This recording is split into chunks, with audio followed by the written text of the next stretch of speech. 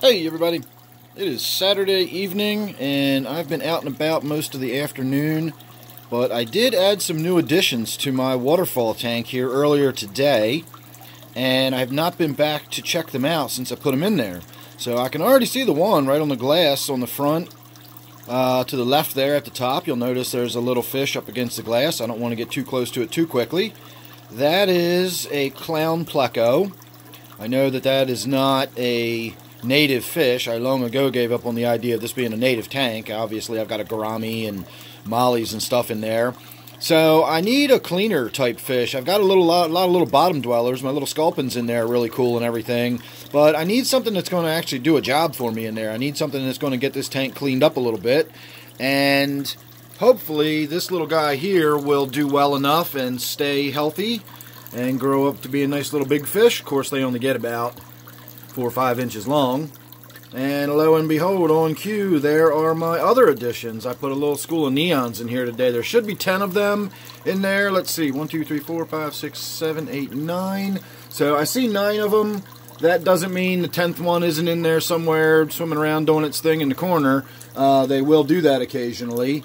But it also could mean that one of my sculpins has already had himself a nice little fish food meal, and that is my chief concern, is that those sculpins are going to make short work of these neons. Neons are a fish that tends to sleep near the bottom of your tank, and if you've got any bottom-dwelling fish that, you know, may or may not eat other fish, certain types of catfish, my sculpins in here is a great example. I just saw one a minute ago. Let's see if we can pick him out where he was. There he is. He's on that little piece of wood right there, if you can see that fish without getting too much of my reflection in the video. So that's a bottom dwelling type fish. They will lay higher up in the tank, but they still lie on the surface of something. Like you can see, this one is lying on the surface of that log, and they look up.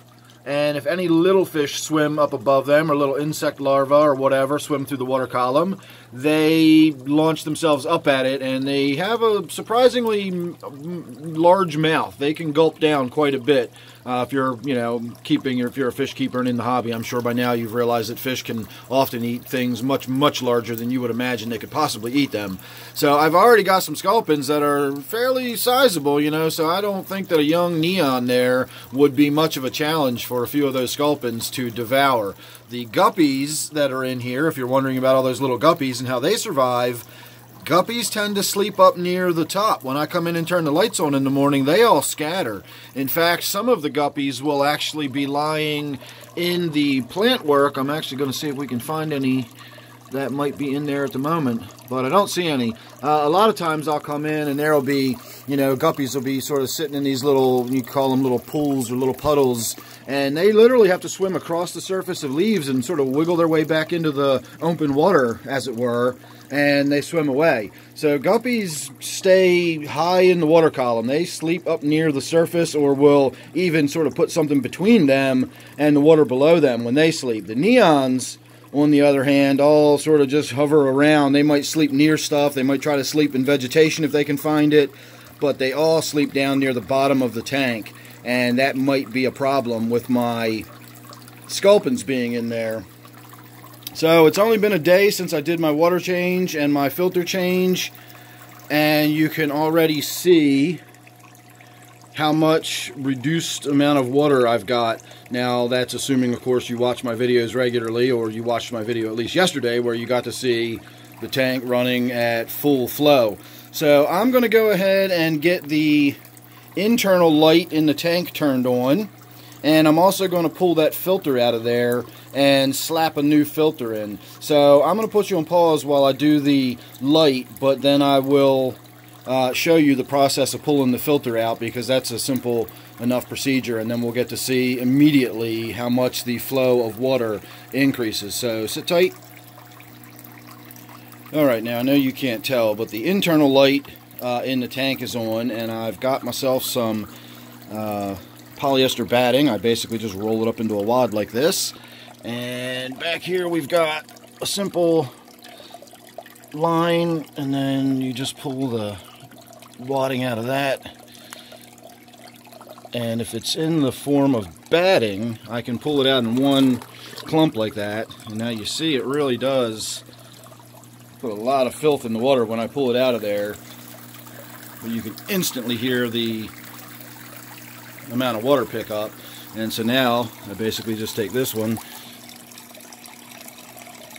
and wad it back in, and it's as simple as that. So it's not a big deal replacing that, but I pretty much have to do it on a daily basis or we get an enormous reduction in the amount of water flow. So that's what it's supposed to look like and sound like. I'm supposed to be able to hear this thing from pretty much anywhere in the house.